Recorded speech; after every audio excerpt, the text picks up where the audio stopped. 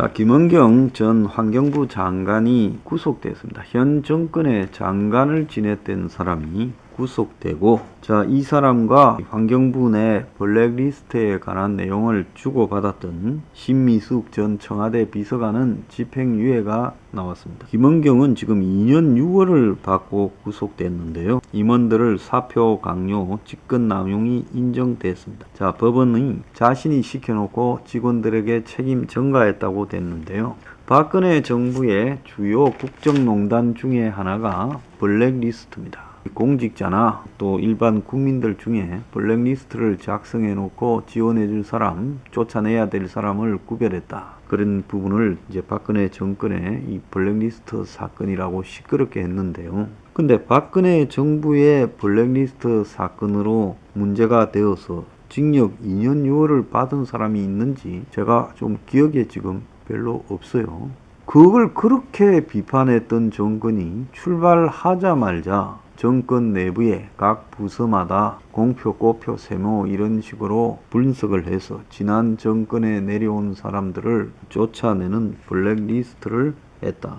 참 이거요 말이 안 되는 이야기죠. 박 정권의 블랙리스트는 문가리 정권의 블랙리스트보다는 진짜 애교 수준에 불과합니다. 전 박 정권에서도 언론 출연에 통제를 받았지만은 문 정권에서 언론에 나가서 정치를 말하는 부분이 금지된 지가 한참 됐죠. 지금 문 정권 하에서 TV에 나와서 정치를 평론하는 사람 중에 과연 옳은 이야기를 하는 사람이 몇이나 있습니다. 그냥 청와대 입장과 조금만 어긋나면 곧바로 방송 출연이 정지되는 그런 나라에 있습니다. 방송 출연자 블랙리스트도 있다고 보고 있습니다.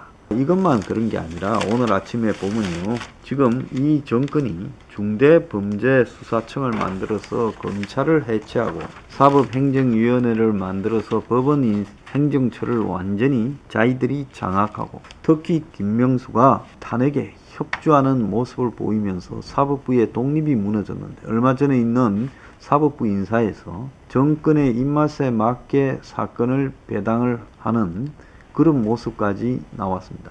그래서 조국을 갖다가 수사하는 부분을 비판한 사람이 지금 정경심 재판을 맡고 1심 정은경에게 4년을 때린 사람들은 다 전보가 됐습니다. 그래서 검찰 장악, 법원 장악, 경찰 장악, 헌법재판소 장악 등 그리고 이제 언론에 대해서 징벌적 손해배상까지 매기겠다. 너네들 가만히 보니까 형사로 그런 것은 별로 겁을 안 내는 것 같은데 이제 돈으로 정권을 갖다가 비판하면 작사를 내버리겠다. 패가 망신시켜버리겠다고 공갈 협박을 하고 있습니다. 자, 한국의 민주화 수준을 이제 좀 우리가 평가를 해야 될 상황이다. 한국의 민주화가 문 정권 들어와서 얼마나 곳곳에서 다 후퇴가 되었는가. 국가 시스템 자체가 공수처가 생기는 등 이상한 기구와 제도가 생기면서 제대로 돌아가지 않고 있다는 겁니다. 다수결을 빙자해서 민주주의적인 시스템을 다 뒤집어 버리는 일이 차곡차곡 진행되고 있습니다. 언론의 자유까지도 이제 공갈 협박을 통해서 입을 막으려고 하지요. 방역 독재를 비판하는 부분에서 가짜 뉴스 엄단을 하겠다고 정부가 관련 부서 총동원해서 회의를 했습니다. 자기들이 저지르고 있는 독재에 대해서 비판하면 그 비판을 용납하지 않겠다. 그러면 한국의 지금 민주주의라는 것은 과연 존재하고 있는 것이냐? 자, 한국이 민주국가라고 생각합니까? 내가 그냥 사는 데만 지장이 없으면 이것은 민주국가입니까? 정치에 아무 관심 없는 사람이면 뭐 친구 만나고 애인 만나고 뭐 밥 먹고 마시고 놀고 집에 들어와서 자고 또 출근하고 여기에 내 자신의 삶의 독재를 뭐 인권 제약을 느끼지 못한다 이렇게 말할 수 있겠죠. 그런데 독재는요 어떻게 개인을 갖다가 장악해 들어가는가 하면 국가 기구를 장악해서 그때는 다 그럴싸한 명분을 들지요. 검찰은 국민들이 대체로 싫어합니다. 그러니까 검찰 조지자. 자, 그리고 판사들이 국정농단을 했다고 대법원 행정처를 통해서 판사들 중에 썩은 놈들이 많이 있다. 이거 해체해야 되나. 이런 방식으로 예를 들면서 그 조직을 해체해 들어갑니다. 그리고 검찰이 문제가 있으니 공수처를 만들어서 고위공직자를 처벌하자. 그러면 사람들은 고위공직자 처벌하는 공수처를 만드는 게 뭐가 나쁘냐? 다 또 찬성하겠죠. 그런데 그건 고위공직자를 처벌하는 공수처가 아니라 고위공직자, 현 정권의 고위공직자, 대통령 포함해서 보호하고 정권에 적이 되는 사람들을 정리하고 공무원들을 꼼짝 못하도록 뒷덜미를 잡아놓는 것이 공수처라는 겁니다. 그래서 모든 것이 표방하는 것과는 정반대로 작용하고 있는데요. 이게 국민들이 많이 깨어있는 나라에서는 이런 식으로 가게 되면 민주주의적인 오랜 합의를 거쳐서 이까지 온 시스템을 무너뜨린다고 분노해야 되는 겁니다. 자, 우리가요, 문정권 들어서기 전에 검찰이 있고 경찰이 있고 그리고 이 사법부 재판소가 있고 이런 부분들 헌재가 있고 이게 그냥 만들어진 게 아니라 우리하고 똑같은 제도를 가진 나라는 전 세계 하나도 없습니다. 우리보다 먼저 민주주의를 했던 나라에서 이런 것들은 어떻게 하는가를 후발 민주주의 국가로서 다 따와가지고 그걸 갖다가 해방 이후에 실시하면서 여러 차례 시행착오 끝에 대체로 이렇게 하는 것이 맞다고 합의해서 갖고 온 것이 오늘날 검찰. 그래서 기소는 검찰이 한다. 그리고 오늘날 완전히 독립된 사법부, 그리고 헌법과 관련되는 사항을 심판할 수 있는 헌재, 그리고 경찰, 이런 식으로 해놨던 겁니다. 그런데 이 정권이 들어와서 어떤 부분도 그냥 두지 않고 전부 손을 보지 않습니까? 자, 손을 보는 이유는 뭐겠습니까? 박근혜 이명박 정권을 이 한국의 대깨문들은 굉장히 비판하겠지만 그 정권은 적어도 사회 시스템에 대해서 손을 보려고 하진 않았고 뭔가를 새로 국민을 통제하려고 더 만들거나 그리고 기존에 있는 시스템을 해체하려고는 하지 않았고 내버려뒀죠. 그거는 노무현조차도 그랬고요. 검찰에 불만이었지만 그렇다고 검찰을 해체하려고 하지 않았고 DJ도 그랬고 그리고 김영삼도 그랬습니다. 그리고 독재 정권 때도 이 시스템은 건드리지 않았어요. 뭐 새로운 기구를 만들어서 막 겁을 주고 그리고 판사들을 겁을 주고 이렇게는 하지 않았습니다. 자, 그런데 이제 막 이상한 제도나 기구들이 만들어지면서 국가의 시스템이 흔들려 버리고 있습니다.